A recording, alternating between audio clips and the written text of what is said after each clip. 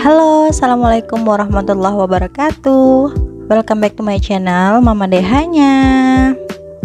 Hai momis, apa kabar nih semuanya? Gimana nih dompetnya di akhir bulan ini, Mom? Di bulan Desember akhir menuju tahun baru, tahun 2022. Mudah-mudahan masih aman ya, Mom ya, sampai di tanggal gajian. Atau mungkin momis di sini sudah pada gajian ya?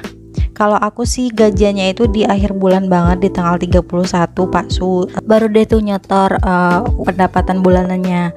Tapi ada juga kok momis yang biasanya gajiannya itu mingguan atau harian gitu ya. Gimana pun metode gajiannya, baik itu harian, baik itu mingguan, atau gajiannya di awal bulan ataupun di tengah bulan, bahkan di akhir bulan, mudah-mudahan kita selalu menjadi orang yang bersyukur dan selalu merasa cukup atas porsi yang Allah kasih ke kita gitu ya moms, supaya nanti kalau kita semakin bersyukur, mudah-mudahan Allah menambahkan nikmatnya itu kepada kita.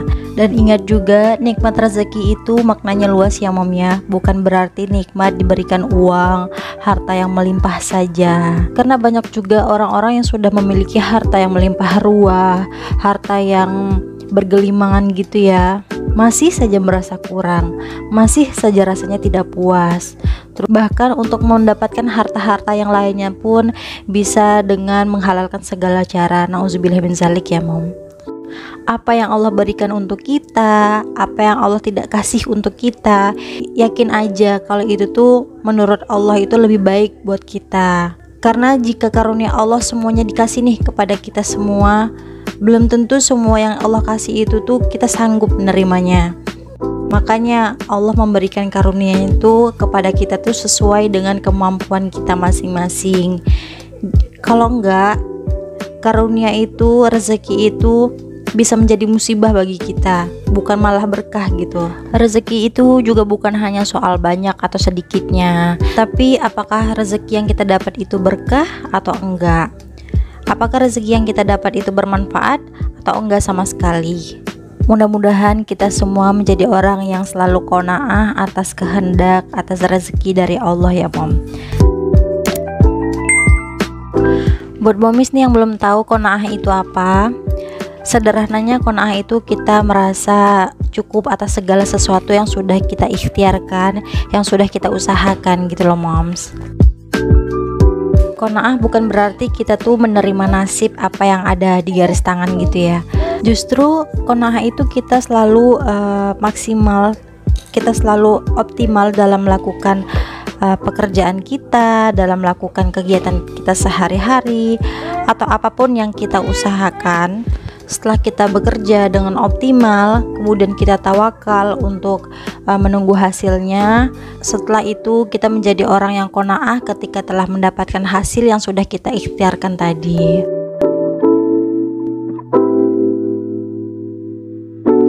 Oke, aku di sini bermaksud untuk sharing aja ya, bukan bermaksud untuk menggurui. Kalau misalkan ada nih kesalahan dalam ucapan aku atau ilmu yang aku sampaikan barusan itu, boleh banget dikoreksi ya moms. Seperti bulan-bulan sebelumnya, aku setiap sebelum gajian itu selalu membuat budget planning dulu atau budgeting dulu lah. Aku susun nih pengeluaran aku untuk sebulan ke depan supaya uangnya cukup dan bisa survive sampai akhir bulan. Syukur-syukur nanti bisa nabung untuk tabungan sinking fund dan tabungan-tabungan lainnya.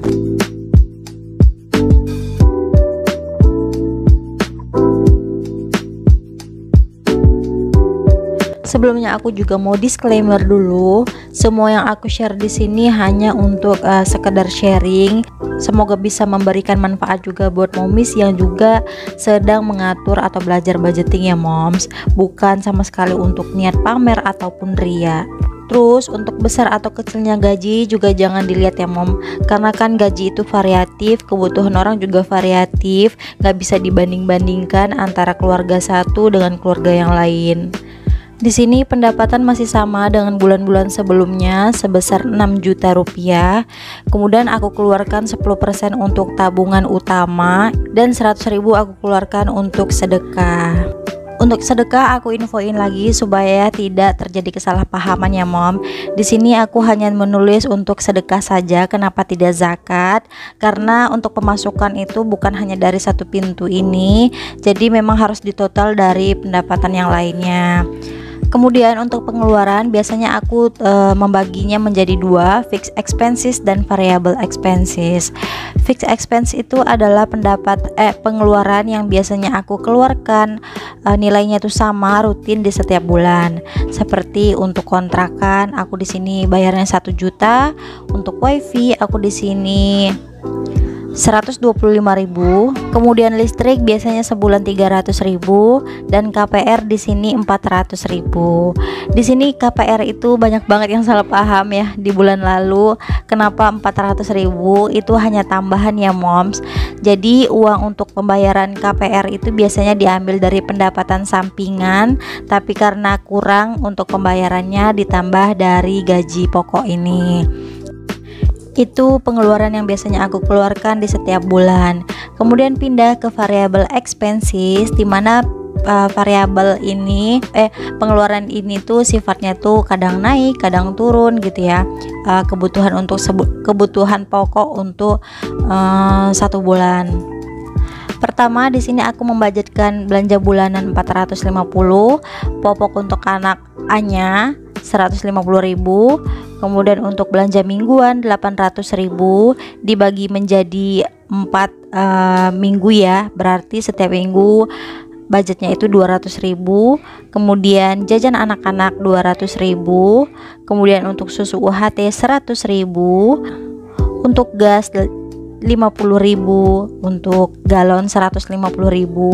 Di sini budget galon memang agak tinggi karena aku masih pakai produk yang mereknya tuh A.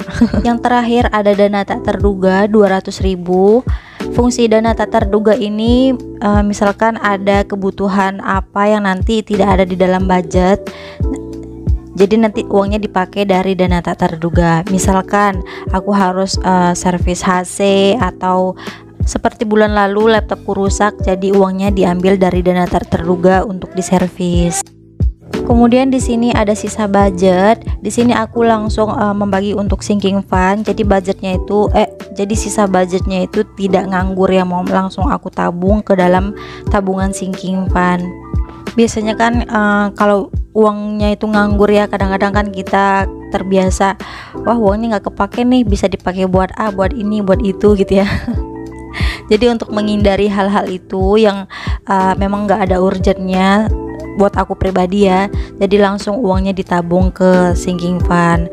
Memang kebetulan sinking fund atau tabungan-tabungan yang sudah aku bikin sebelumnya itu nilainya agak besar dan jangka waktunya juga singkat, jadi memang harus diutamakan atau diprioritaskan terlebih dahulu.